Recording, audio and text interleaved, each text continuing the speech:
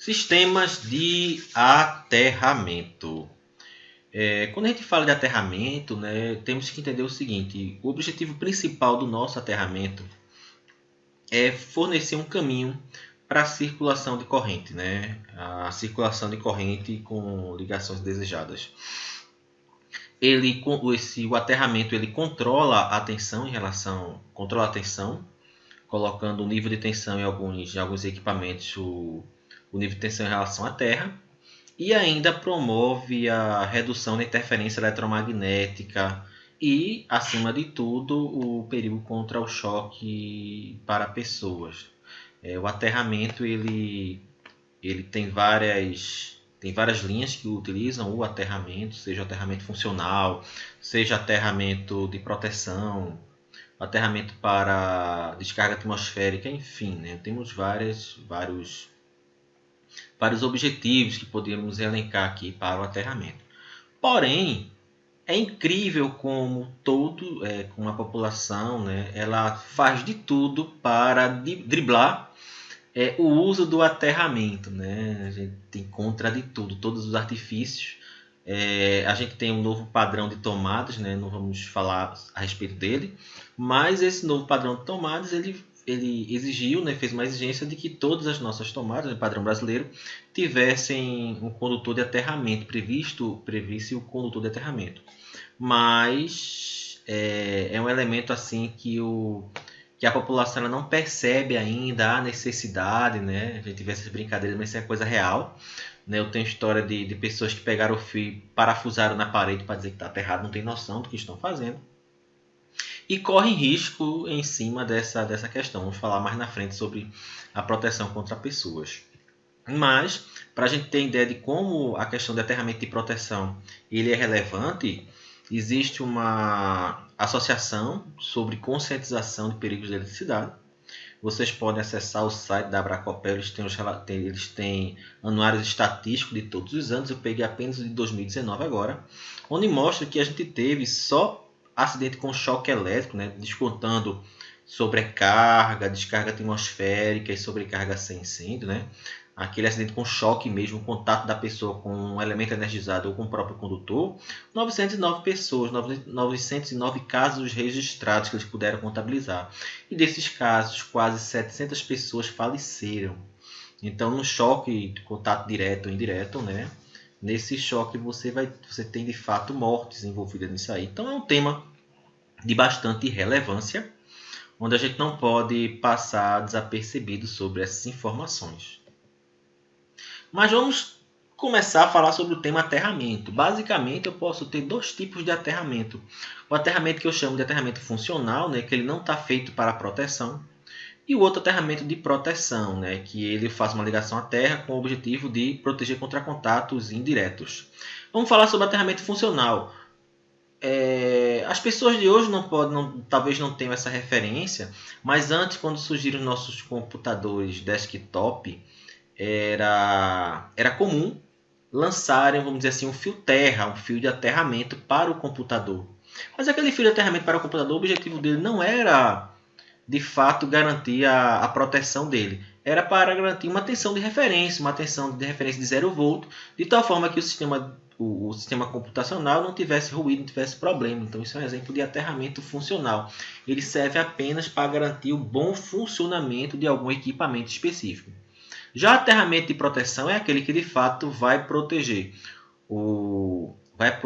a sua instalação ou o próprio usuário.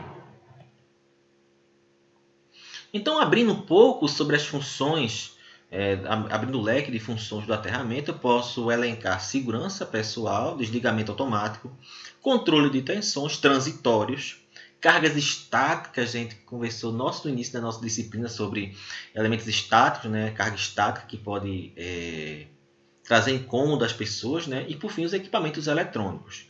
Referente à segurança pessoal, quando você tem um motor, uma máquina, algum equipamento elétrico, pode ocorrer em algum momento que o condutor desse equipamento elétrico, né, o condutorzinho desse equipamento elétrico, ele descasque, acontece algum problema e ele encoste na carcaça.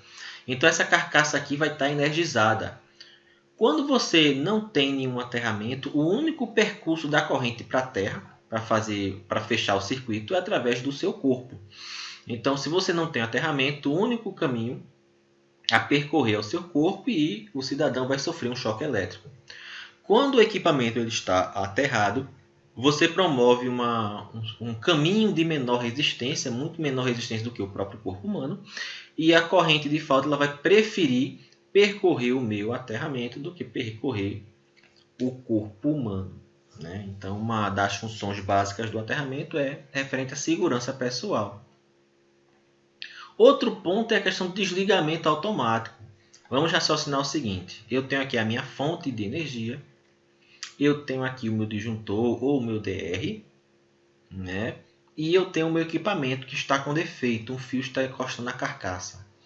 Neste equipamento específico, se o fio está encostando na minha carcaça e essa carcaça está aterrada, eu tenho uma interligação do mesmo referencial de terra, dependendo da proximidade da minha fonte, eu tenho uma corrente aqui de curto-circuito que vai circular nesse sistema.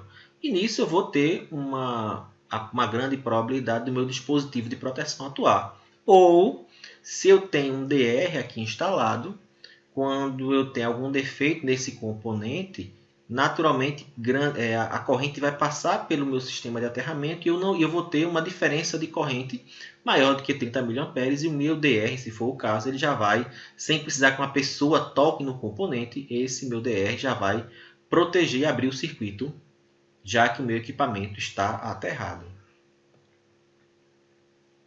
Referente a controles de tensão, eu tenho três coisas que podemos falar: tensão de toque, tensão de passo e, vamos dizer assim, a tensão de ruído ou tensão de referência do meu componente eletrônico. Quando eu aterro, o que é que eu garanto? Que esse componente aqui, se ele estiver aterrado, o potencial dessa minha carcaça vai ser o potencial da Terra, no caso 0 volt. Então, uma pessoa quando tocar esse componente, ele não vai ter diferença de potencial, porque 0 volt aqui é o mesmo potencial da Terra, não vai ter corrente circulando, então ele não vai sofrer com essa questão do choque elétrico. Outro ponto é referente à minha tensão de passo. Vamos falar mais sobre tensão de passo e tensão de toque mais na frente. Mas para ter já uma ideia dessa função de controle de tensão, quando eu tenho uma corrente grande passando pelo meu aterramento, esse aqui é um exemplo mais de aterramento, eu vou criar um gradiente de potencial. Então aqui eu tenho 1000 volts, afasto 1 metro, eu vou ter 800 volts, afasto 1 metro, eu vou ter 600, afasto 1 metro, eu vou ter 400, por exemplo. Então imagine que o exemplo que eu fiz aqui, 800, 600, 400. O pezinho desse cidadão aqui está tocando no potencial de 600 e depois no potencial de 400. Entre as perninhas dele está tendo 200 volts. Vai passar uma corrente elétrica por conta desse gradiente de potencial que tem no solo. E aí, quando você faz uma malha de aterramento, garantindo que esse potencial seja reduzido, garantindo um mais próximo potencial de terra, você não tem esse problema. E em terceira questão, eu tenho um componente eletrônico e para que ele funcione de maneira correta, eu tenho que garantir que o meu componente tem uma tensão de referência estável, sem variação. No caso, eu estou falando aqui de um aterramento funcional. Então, se eu faço um aterramento desse componente, ele vai trabalhar, vai precisar de uma referência de tensão zero e ele vai ter essa referência que vai ser a referência do potencial da Terra. Quanto a transitórios, a gente poderia falar aqui basicamente dos nossos protetores de surtos, que vamos falar mais quando falarmos sobre SPDA, proteção contra a descarga atmosférica. Mas eu tenho um sistema de aterramento onde eu posso utilizar ele para que, se houver alguma sobretensão, né, uma tensão transitória, uma tensão alta no ponto de entrada, que essa tensão ela percorra para a Terra e com isso eu não vou ter uma sobretensão aparecendo no meu circuito.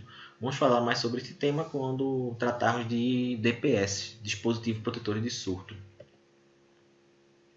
Referente à carga estática, se eu não tiver nenhum contato com o elemento carregado, ele vai estar ainda carregado indefinidamente.